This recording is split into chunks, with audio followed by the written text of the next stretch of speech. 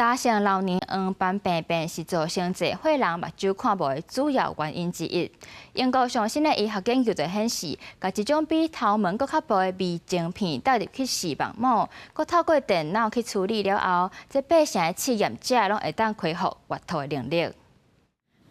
70岁希拉尔文得到第二萎缩症，属于严重的大型老年黄斑病变。视网膜细胞流失30多年来，伊视力中央区域是一丘乌，加上视野视区位变得愈来愈无清楚，行伫室外，导致上大的街路指标，伊拢无法度看清楚。 My worst day was I sent my driving licence back. So I was at a scooter, a motorbike, and a car always, and I cried all day long that day. And then I said, no more. Now move on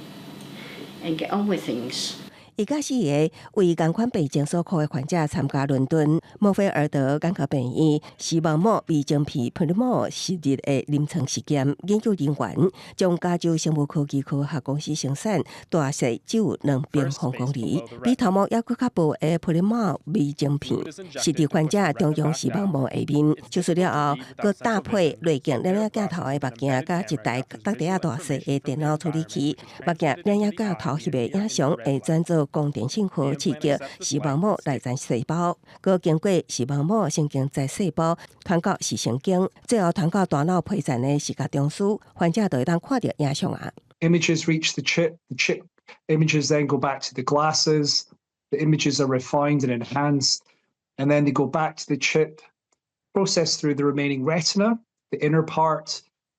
travel down the optic nerve up to the brain. So essentially, when the patient puts on the glasses, this instantly all happens. 这项临床试验伫欧洲5个国家进行，有38个第二萎缩症患者摄入微晶片，其中27个人的中央区域视力拢恢复阅读能力，会当伫标准视力度上读5项分之，是目前国际间共类型研究的一大进展。公司新闻王慧文编译。